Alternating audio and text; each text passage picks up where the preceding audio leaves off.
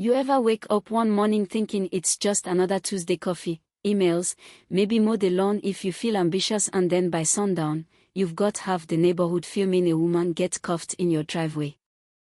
Yeah. That was my Tuesday. And it all started with a garden hose and a petty woman named Karen, who thought she was above the law. Spoiler alert, she wasn't. Let me back up a sec. My name's Rick. I'm 42, former Army logistics, now mostly fixing motorcycles, minding my own business, trying to enjoy a quiet life in this nice little neighborhood just outside Tampa. Bought the place 6 years ago, 3-bedroom, big garage, decent yard. And for the first few years, it was heaven. Then Karen moved in.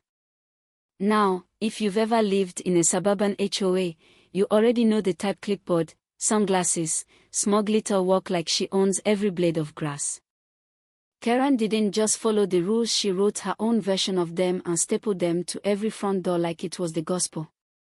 At first, I ignored it.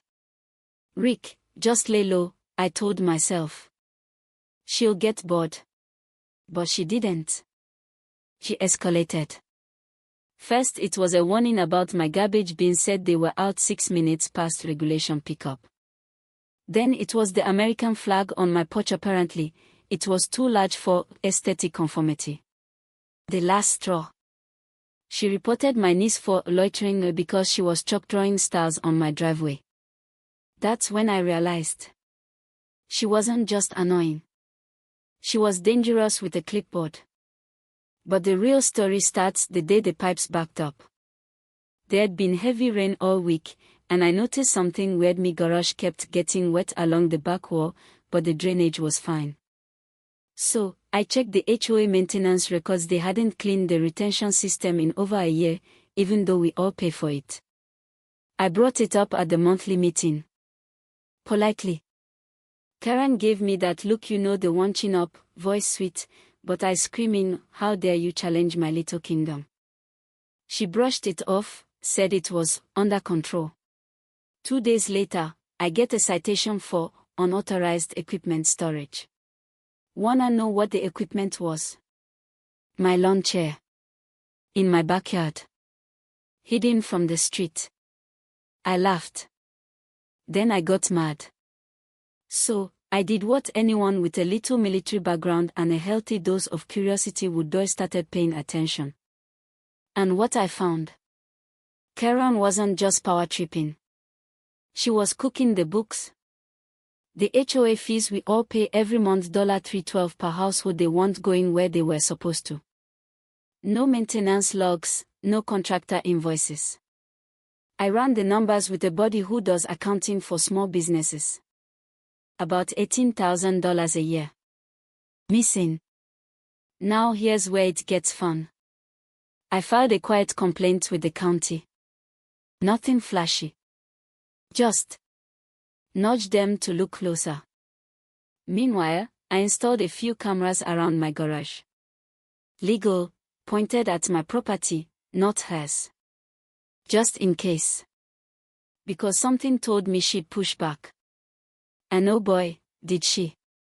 One night, 1:47 a.m. To be exact, I get a motion alert on my phone. I pull up the feed. There's Karen, creeping around my yard like a raccoon in yoga pants. She's got gloves, a flashlight, and something in her hand that looks suspiciously like bolt cutters. She walks straight to the side of my house, cuts the garden hose clean off the spigot, drags it across the yard, and shoves it into the corner of my garage through the vent. Then she turns it on. Full blast. It floods my garage. And she walks away like she just took out the trash.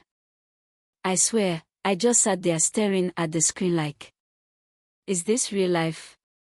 I saved the footage. Sent it straight to the sheriff. By sunrise, deputies were knocking on her door. She denied everything, of course.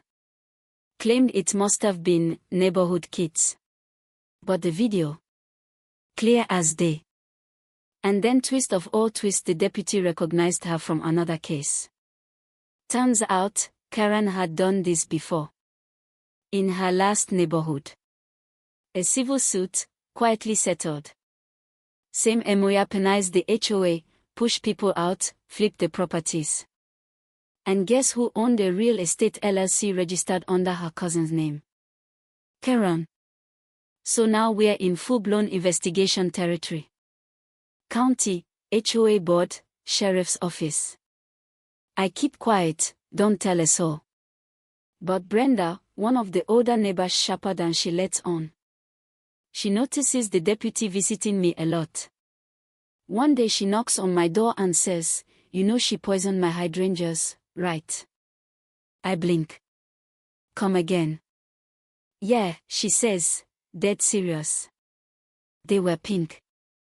Karen wanted all blue. Turns out half the block had a Karen story. Most were scared to say anything. But after the whole stunt, they were ready. So, we held a block meeting. Not HOA sanctioned. Just neighbors. I showed the video. I told them about the money. About the real estate flip scam. People were pissed. We voted. We filed a petition. And the best part. We held the recall vote on Karen's own front lawn because technically, HOA policy says board meetings can happen on any common property. And since Karen insisted her yard was part of the beautification zone, we used her logic against her. She lost. In a landslide. But she didn't go quietly.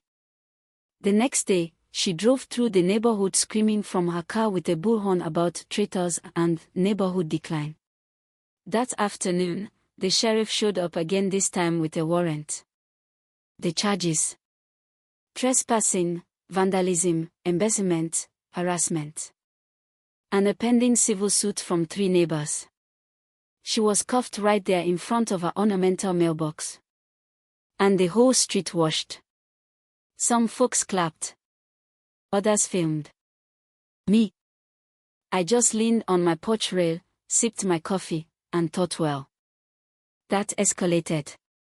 Since then, the neighborhood's been quieter. We got a new board, people who actually live here, who care. The garages fine, I fixed the damage. Karen's house. Sold at auction. But sometimes I still get motion alerts at night, and for a split second, I expect to see her shadow creeping past the hedges again. So yeah. All that from a garden hose and a power-hungry HOA president. Now let me ask you, have you ever had a Karen in your life? Someone who took a little authority and turned it into a personal empire. What did you do? What would you do? Drop your story below. Let's talk about boundaries, justice. And maybe, just maybe, how to keep the hydrangeas pink.